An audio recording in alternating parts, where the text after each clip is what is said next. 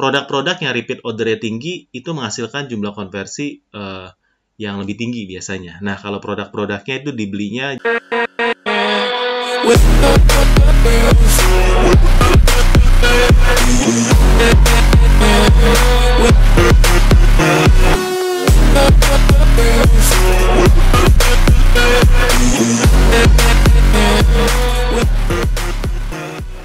Halo teman-teman seller Om Botak, kembali lagi bersama saya Om Botak di channel Cerita Om Botak. Dan buat teman-teman yang baru pertama kali nonton video ini, jangan lupa subscribe ya, supaya mendapatkan konten-konten video berkualitas untuk teman-teman yang mau meningkatkan jualan online-nya di marketplace seperti Tokopedia, Shopee, Lazada, dan Bukalapak dan lainnya. Intinya saya di sini untuk bantu kalian supaya sukses berjualan online. Oke, hari ini kita akan bahas soal Tokopedia. Ya, bagaimana kita membaca bisnis analis di Tokopedia. Nah, ini udah tingkat yang lumayan advance. Jadi buat teman-teman yang masih newbie, masih belum pertama kali, nggak apa-apa. Kita sama-sama belajar karena kita mau bongkar habis ya di bisnis analisanya Tokopedia itu dalamnya seperti apa. Oke, langsung aja masuk ke wawasan toko. Ini ada di dalam Tokopedia. Jadi di wawasan toko ini, di Tokopedia ada dua, wawasan toko dan wawasan pasar.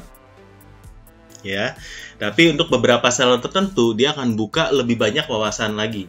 Ada wawasan pembeli, wawasan operasional, dan wawasan-wawasan lain. Tapi saya akan bahas fokus hanya untuk dua kali ini ya. Wawasan toko dan wawasan pasar. Tokopedia pada tahun ini melakukan banyak sekali improvement di dalam data analis yang diberikan kepada seller. Jadi ini merupakan good news buat teman-teman yang suka baca data analis seperti saya ya. Karena saya percaya kita ini berjualan nggak bisa pakai feeling. Ya, kita harus pakai data ya. Jadi siapa yang bisa membaca data itu adalah yang akan memimpin di dalam persaingan bisnis online saat ini. Ya, sama seperti bermain saham ya, teman-teman mungkin main saham lebih paham ya, baca data, lihat fundamentalnya itu sangat penting ya. Karena saya melihat tren bisnis online di negara-negara lain seperti di Tiongkok itu mereka ya seller-sellernya baca data sekali dibandingkan dengan seller-seller lokal saat ini ya, karena sana mungkin sudah lebih maju 5 tahun ke depan ya.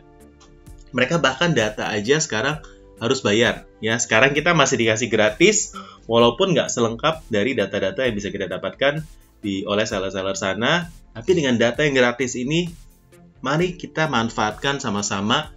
Mari kita belajar cara baca data yang ada di dalam Tokopedia. Oke, langsung aja kita ke laptop ya. Kita ada wawasan toko di sini. Di wawasan toko ini ada pendapatan bersih, produk dilihat, konversi, dan pesanan baru. Oke, ini kita bisa sort ya, bisa pilih. Ini bisa ada dalam 30 hari terakhir, 7 hari, kemarin, atau kita bisa pilih tanggal, mau rentan waktunya kita bisa atur berapa ya. Nah, di ringkasan statistik ini, pendapatan bersih itu apa? Oke, pendapatan bersih adalah pendapatan yang sudah mandi ya. Jadi kalau pendapatan bersih itu udah mandi, kalau pendapatan kotor yang belum mandi ya teman-teman. Ya, pendapatan bersih nggak? Pendapatan bersih saya jadi lupa. Pendapatan bersih adalah pendapatan yang sudah dipotong sama ongkos kirim ya. Jadi itu pendapatan bersih sebenarnya ya. Kalau pendapatan kotor itu masih kotor, masih ada ongkos kirim dalam ya. Jadi pendapatan bersih ya, ini adalah 1 juta untuk toko ini dalam 1 bulan terakhir. Nah, ini adalah produk dilihat dan konversi. Jadi produk dilihat itu adalah istilah untuk jumlah traffic yang datang ke toko kita pada kurun waktu tertentu. Semakin banyak produk kita dilihat, semakin besar kemungkinannya produk kita dibeli. Ya, jadi tujuan utama kita berjualan adalah menaikkan jumlah produk dilihat kita. Kalau di bawah ini angkanya merah-merah ini berarti tokonya nggak sehat. Dibandingkan dengan periode yang lalu turun. Ya, jadi kita mau semuanya hijau. Ya, makanya orang-orang paling suka hijau-hijau ya. Kenapa? Supaya cuan ya. Kalau hijau-hijau kan cuan artinya ya. Nah, kalau konversi ini adalah persentase transaksi sukses dibagi dengan jumlah produk yang dilihat. Ya, jadi produk dilihatnya berapa, pesanannya berapa, itu pesanan dibagi dengan produk yang dilihat. Semakin tinggi konversinya semakin bagus. Ya, jadi kalau kita ngiklan, sebenarnya kita meningkatkan jumlah produk dilihat dalam satu toko. Kalau kita ngomongin konversi, itu adalah dari yang melihat, mengklik produk kita, seberapa banyak orang yang beli, yang konversi dari pengunjung menjadi pembeli ya. Jadi tugas kita di online adalah menaikkan jumlah produk dilihat, menaikkan jumlah konversi, menaikkan jumlah average basket size kita ketika orang beli produk dari yang 50.000 misalnya sekali beli, rata-rata jadi 75.000, dan menaikkan jumlah efisien operasional kita supaya dari pesanan yang masuk tidak ada yang dibatalkan. Semuanya terkirim dengan baik, meminimalisir jumlah COD gagal dan lain-lain. Jadi itu semua nanti baru akan jadi sales ya, penjualan bersih. Nah, ini jadi cukup paham ya gimana caranya kita menaikkan jumlah produk dilihat mana yang bagus. Kalau menurut Om Botak minimal 100 satu hari. Jadi toko ini kurang bagus ya. Ini tokonya sebagai contoh saja. Konversinya pun kalau sudah 3% itu sudah cukup bagus ya.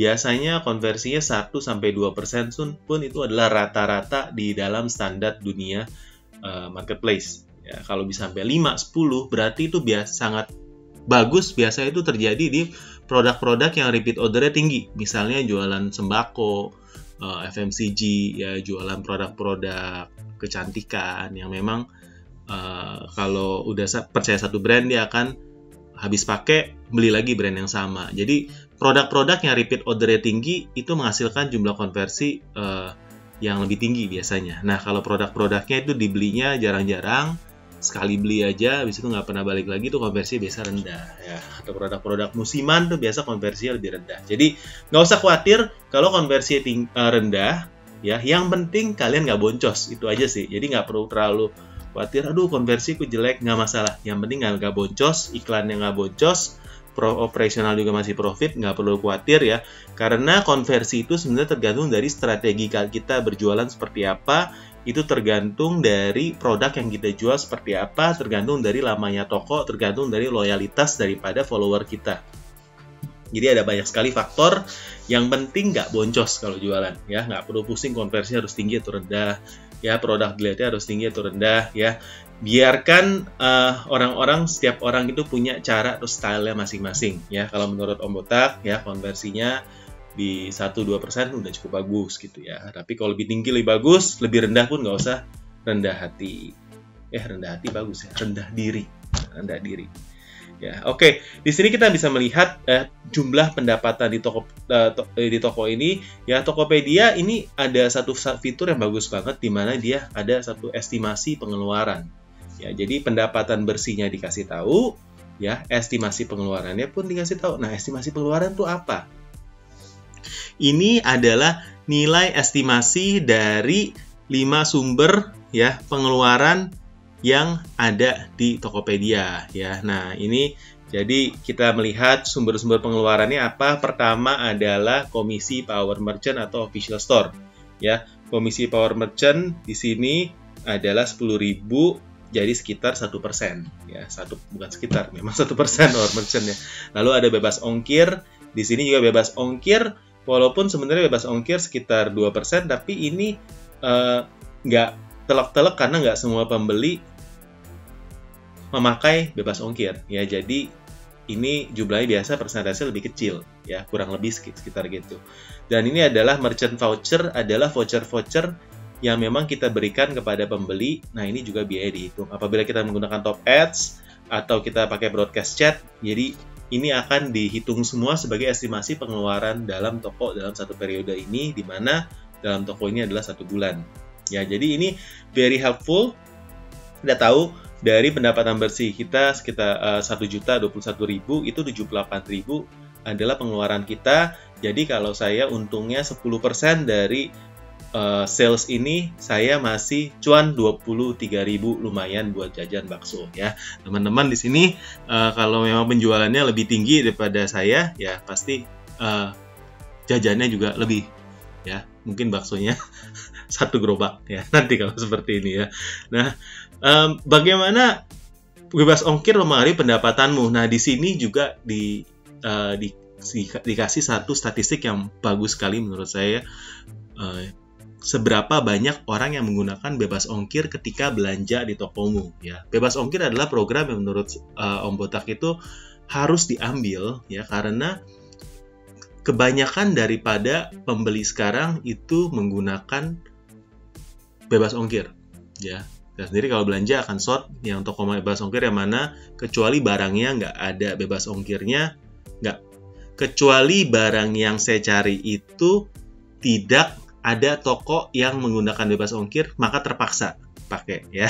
Tapi kalau enggak, saya akan cari toko yang ada bebas ongkirnya ya. Nah, ini kita bisa melihat dari 1 juta ini 74% menggunakan bebas ongkir. Jadi hanya 280.000 atau di sini 28% kurang lebih ya, tidak menggunakan bebas ongkir.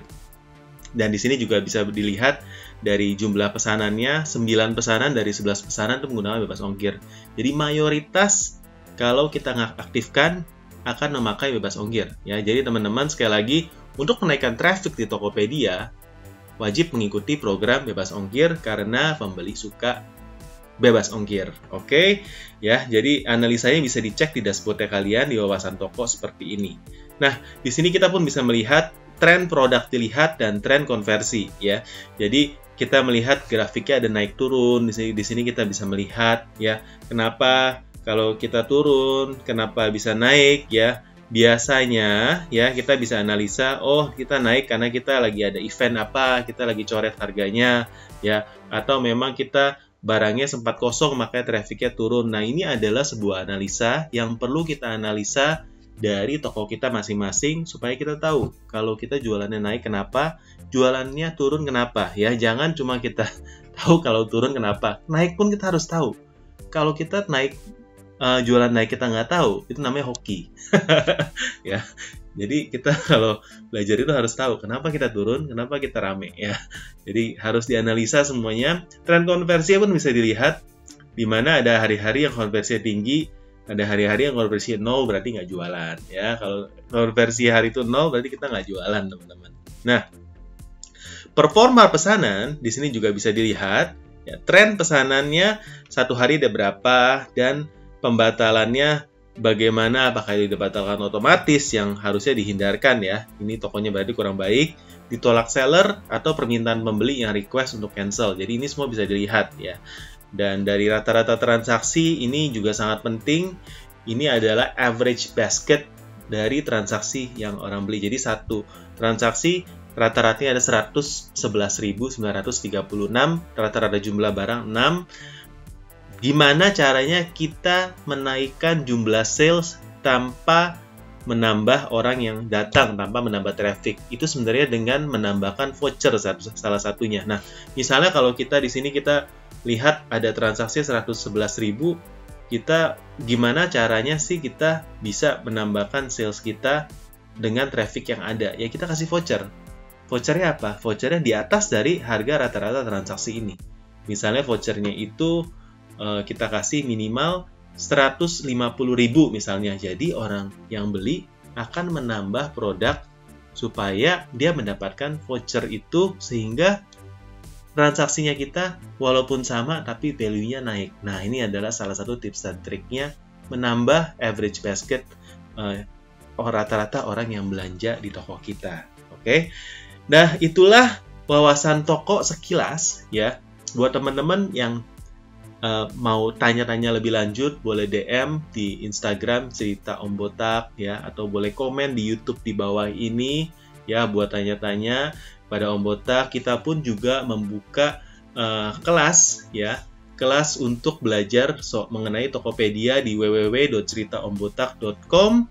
Dan buat kamu yang beruntung, ya, kita ada ada 10 buku marketplace marketing dan ada 10 pemenang yang mendapatkan free class, ya, khusus untuk kamu yang berpartisipasi sebagai bentuk apresiasi Om Botak untuk subscriber yang ke 10.000, ya. Nah, caranya gimana? Caranya kalian komen, bikin summary mengenai pembelajaran yang diambil dari video ini, ya, dan jawaban komen-komen yang memang berkualitas, yang bagus, yang like-nya terbanyak akan kita pilih dan akan kita umumkan di postingan di YouTube dan di Instagram, ya. Jadi teman-teman, ayo ikut partisipasinya, giveaway-nya. Nanti kita akan ada video, ada buku, kita akan kasih kelas untuk teman-teman yang memang beruntung, ya. Thank you buat support-nya